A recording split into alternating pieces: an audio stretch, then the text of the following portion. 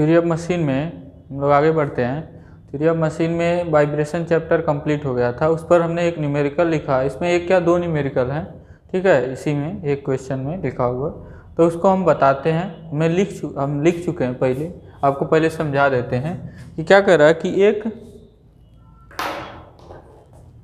एक छड़ की लंबाई 0.9 मीटर तथा व्यास 75 सेंटीमीटर है और एक सिरे पर क्या है, बद्ध है। यानी एक सिरे पर क्या है, फिक्स्ड है, कुछ ऐसा।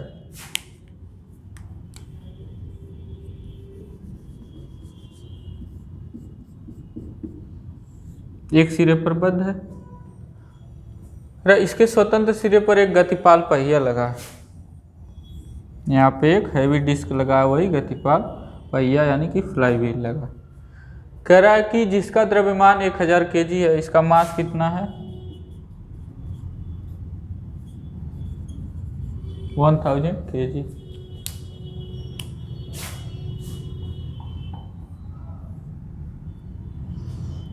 अब जिसका द्रव्यमान 1000 kg, यदि E बराबर 2 × 10⁵ न्यूटन पर mm² हो तो स्वतंत्र कंपनों की आवृत्ति, ज्ञात आवृत्ति और आवर्तकाल बताइए। यदि E का मान इतना है तो आवृत्ति और आवर्तकाल बताना है। यदि छड़ को कैंटिलीवर माना जाए, दूसरा चीज क्या करा है, यदि छड़ को कैंटिलीवर मान लिया जाए, कैंटिलीवर का मतलब ऐसे हो जाए, तो इस कंडीशन में कौन सा वाइब्रेशन आएगा, लॉन्गिट्यूडनल, ठीक है ना, जिसको कहते हैं हम लोग अनुदैर्ध्य है, लॉन्गिट्यूडनल। इसमें कैसा आएगा, इसमें अनुप्रस्थ आएगा, यानी ट्रांसवर्स, कि ऐसे कैंटिलीवर ऐसे ना होता है, ऐसे होता है। अगर इसको कैंटिलीवर बना दिया जाए तब इसका ट्रांसवर्स वाइब्रेशन कितना होगा, यहाँ भी वही 1000 kg है मास, ठीक है ना। तो दोनों क्वेश्चन हम करते हैं। तो इसमें एक चीज आपको जरूरत पड़ेगी, क्या जरूरत पड़ेगी, अब बताइए। शुरू में जब मास नहीं रहा होगा तो हमने बताया था, एक रिलेशन बताया था, क्या रिलेशन बताया था, S × स्टैटिक डिफ्लेक्शन, यानी जो डिफॉर्मेशन हो सकता है, = mg के बराबर होता है, ठीक है ना। तो नेचुरल फ्रीक्वेंसी हमको कैसे निकालना है, नेचुरल फ्रीक्वेंसी का हमारा फार्मूला क्या होता है, Fn की बात करें, ω_n नहीं निकालना है, ω_n जो होगा वो तो उसमें हो जाएगा। तो हम क्या निकालते हैं, ये वाला निकालते हैं, हर्ट्ज निकालते हैं, यानी पर सेकेंड जो है कितना नंबर ऑफ ऑसिलेशन हो रहा है वो निकालते हैं। तो जब भी आपसे पूछेगा तो आपको Fn ही निकालना है, यानी नेचुरल फ्रीक्वेंसी कौन सा वाला, ये लीनियर है, सर्कुलर वाला नहीं निकालना, लीनियर निकालना है। कुछ भी मतलब अगर लिख दिया है कि सर्कुलर और लीनियर दोनों निकालिए तब निकालेंगे, अदरवाइज केवल लिखा है आवृत्ति तो क्या निकालेंगे, कौन सा वाला, लीनियर वाला निकालेंगे।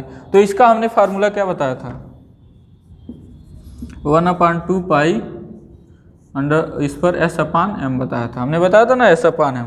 तो यहाँ से S का मान अगर रखेंगे तो क्या होगा, यहाँ से S का मान रखिए, तो S का मान होगा mg/डेल्टा है और इंटू m से m कट जाएगा, और यहाँ 1/2 पाई है जो कि छूट रहा है, उसको भी लिखना है। यहाँ पे हमने छोटा सा लिखा, चलिए 1/2 पाई, ठीक है।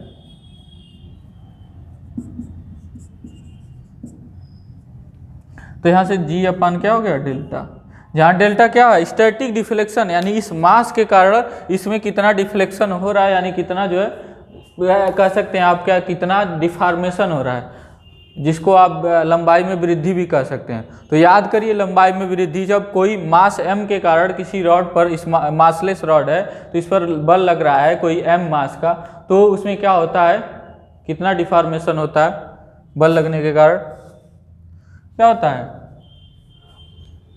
जो FL/AE, फार्मूला याद करिए, FL/AE। तो यहाँ से डेल्टा का मान क्या होगा, यहाँ से डेल्टा का मान होगा FL/AE। तो पहले इसको मिटा देते हैं और बस फार्मूला यहाँ मेन लिखते हैं, बस समझाना था हमको। तो ये 1/g/डेल्टा 1/2 पाई g/डेल्टा होगा, ठीक है ना।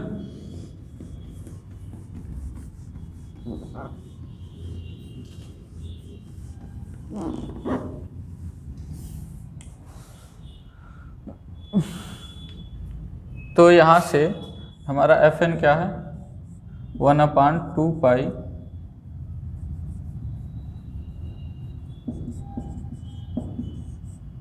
g/डेल्टा। तो डेल्टा यहाँ से क्या निकलेगा, इसके कारण भार क्या लग रहा है W, W बराबर यहाँ पर क्या होगा mg के बराबर। तो भार, इस भार के कारण क्या होता है डेल्टा, वही याद करिए फार्मूला। तो क्या होता है WL यानी FL अपान AE।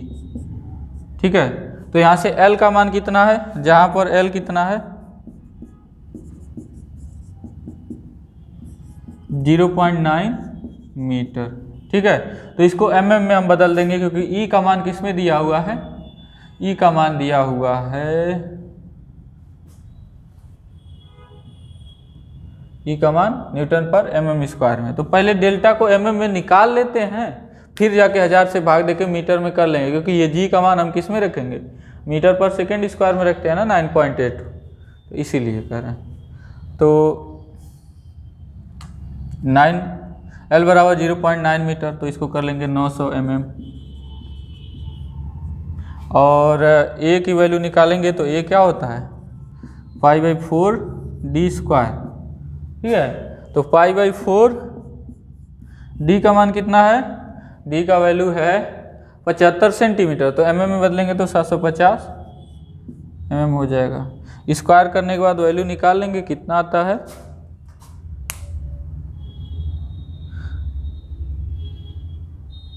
4417। ये सही दिया है कि गलत दिया है आप लोग एक बार देख लेंगे इसको सॉल्व करके। 4417.9 mm स्क्वायर दिया है, आप गुणा करके देख लेंगे यहाँ पे। तो 4417.9 mm स्क्वायर ए का मान हो गया। ई का मान कितना है, ई का मान दिया ही है 2 × 10⁵ न्यूटन पर mm स्क्वायर। W बराबर क्या है, W बराबर है mg।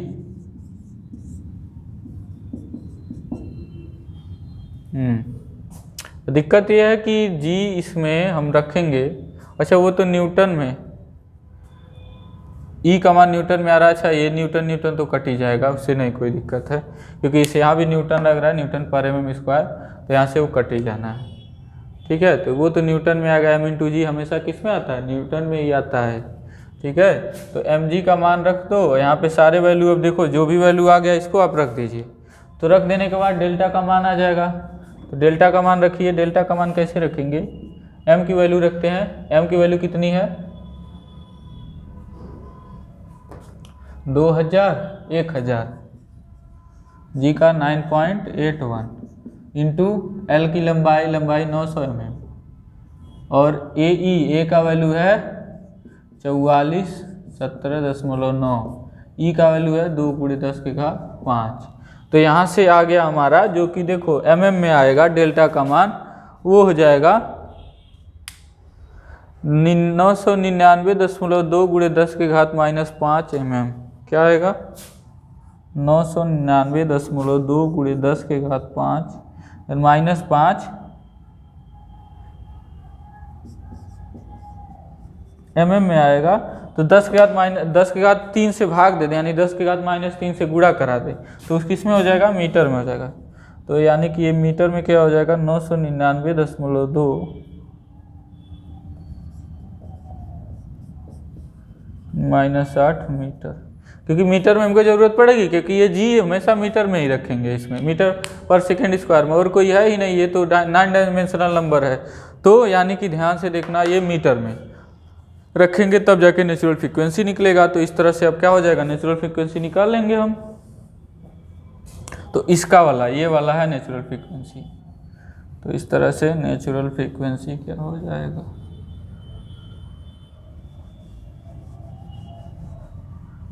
तो यहाँ से Fn का मान हो जाएगा, वैल्यू रख दीजिए 1/2π। कैलकुलेटर में रख के इसको सॉल्व कर लेंगे। G का मान 9.81 रखेंगे और डेल्टा का मान है 992.2 × 10⁻⁻8। 10⁻⁻8 नीचे है, ऊपर ले जाएंगे 10⁻8 हो जाएगा +8, 9.8 है × 10⁻8/992.2।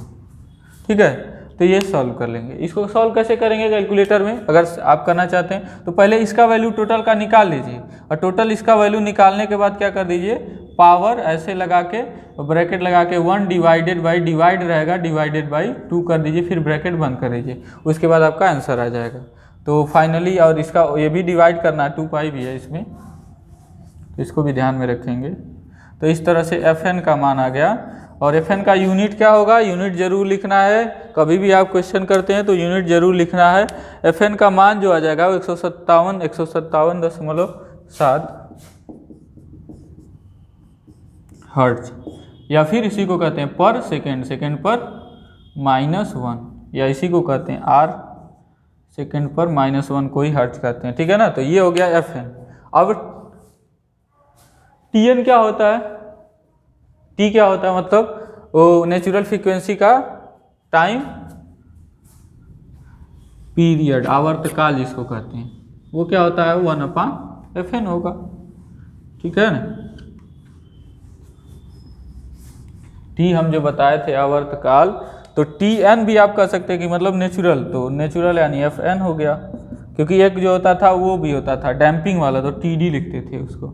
तो यहाँ से क्या हो जाएगा, 1/, इतने का कर देंगे उल्टा, उतना सेकेंड हो जाएगा हमारा time period. Finally time period आएगा 0.00। तो देखिए कि टाइम पीरियड कितना कम होता है, इसीलिए ना कहते हैं बहुत कम होता है, यानी बहुत तेज वाइब्रेशन होता है, बहुत जल्दी होता है। 0.00634 सेकेंड, इतना सेकेंड क्या आएगा, टाइम पीरियड हमारा आएगा, ठीक है। तो इस तरह से किसके लिए हो गया, ये इस वाले के लिए हुआ, कौन सा वाला, ये ऐसे जब था, यानी ये कौन सा वाला था, अनुदैर्ध्य था या फिर लॉन्गिट्यूडनल जिसको कहते हैं। अब बात करते हैं जब कैंटिलीवर माना जाएगा तब क्या करेंगे, वहाँ भी डिफ्लेक्शन ही निकालेंगे, क्योंकि हम बताए थे डिफ्लेक्शन। तो अगर उस कंडीशन में होता है तो मैक्सिमम डिफ्लेक्शन कहाँ पे होता है, याद करो कैंटिलीवर पढ़े होगे, तो कैंटिलीवर में बताया जाता है कि जो स्लोप एंड डिफ्लेक्शन जब पढ़ाया जाता है, विक्षेप और ढाल, ठीक है, ढाल और विक्षेप कहने का मतलब, स्लोप का मतलब ढाल हो गया और डिफ्लेक्शन मतलब विक्षेप। तो बीम का विक्षेप बताया जाता है, तो कैंटिलीवर में बताया जाता है जो सिरा है, जो फ्री एंड है, उस पर जो होता है डिफ्लेक्शन मैक्सिमम होता है, और उसका मान कितना होता है, WL3/3EI कितना होता है,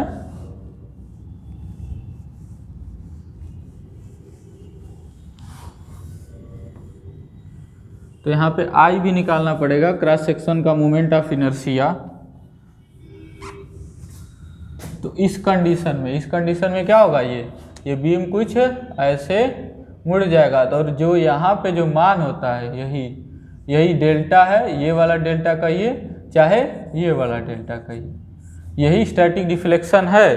तो फिर से वही फार्मूला Fn बराबर वही फार्मूला यूज होता है, प्रूव कराए थे तो बताए थे कि बस यही फार्मूला इसके लिए भी यूज होगा, G/डेल्टा। तो बशर्ते अब डेल्टा हमको निकालना पड़ेगा, डेल्टा कितना है, तो हम जानते हैं कैंटिलीवर के लिए, वही कह रहे हैं कि कैंटिलीवर जब पढ़ाया जाता है तो बताया जाता है। तो कैंटिलीवर के लिए जो स्टैटिक डिफ्लेक्शन का फार्मूला जो होता है, हमने अभी बोला, डेल्टा बराबर क्या होता है, WL3, यहाँ W बार है यानी लोड है, फोर्स है, 3EI। अब यहाँ दिक्कत है, I क्या निकालेंगे, तो कैसा है, रॉड का डायमीटर वाला व्यास I निकालना है, ठीक है ना। तो J नहीं है, I निकालना है, तो इसका डायमीटर दिया है यानी व्यास दिया है, तो वहाँ से क्या हो जाएगा, I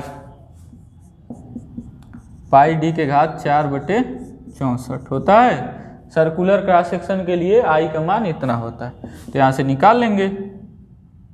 अब ये भी चाहे mm में निकाल लो, चाहे पहले तो mm² में निकाल लो। तो जब वैल्यू रख के रखोगे, mm में वैल्यू रख के रखोगे, तो जो मान जो आएगा I का mm/4 में वो आएगा 100, ठीक है, क्योंकि 75 सेंटीमीटर है ना, 75 सेंटीमीटर होना चाहिए कि mm में है, 75 mm है, ये क्लियर कर, ये सही कर लेना, ये क्या है 75 mm है, ठीक है, 75 mm है, इसलिए गलती हो रहा है, ये क्या है 75 mm है, सेंटीमीटर नहीं है। तो पीछे जो भी गलती हुआ होगा उसको सुधार लीजिएगा, 75 mm में है, सॉरी, उसके लिए सेंटीमीटर हमने लिख दिया था, ठीक है। तो इसको जब सॉल्व कर लेंगे तो I का मान कितना आ जाएगा,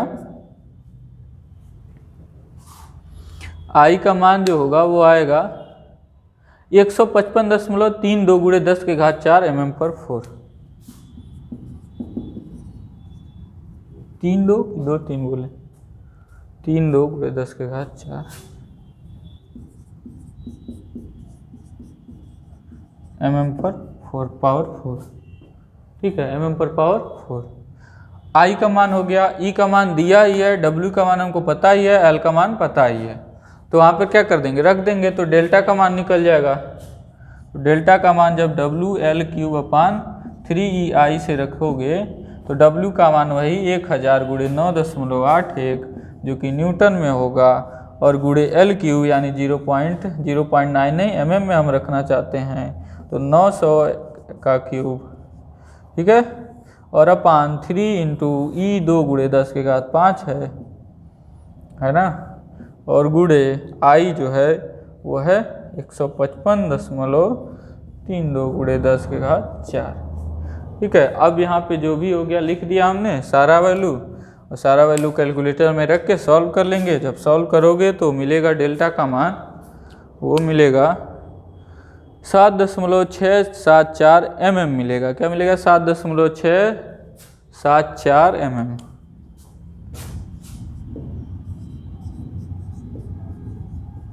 इतना mm मिल गया। अब इसको मीटर में बदल लेंगे तो 10 के घात -3 से गुणा करा लेंगे।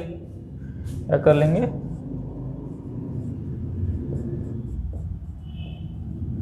अब मीटर अब इस वैल्यू में इस फार्मूले में रख दो, आ गया आंसर। तो 1/2 पाई √g का मान 9.81 और इसका वैल्यू रख दो जो भी है। अब यहाँ फाइनली आंसर जो आएगा, हम आंसर आपको बताते हैं। आंसर आपका आएगा 5.69 हर्ट्ज। क्या आएगा, 5.69 हर्ट्ज। और यहाँ से क्या निकाल लोगे, TN निकालोगे, 1/FN कर लोगे। FN ए इसके वैल्यू रख दोगे, आंसर आ जाएगा। डिवाइड कर दोगे 1 में इससे, आंसर सेकंड में आ जाएगा।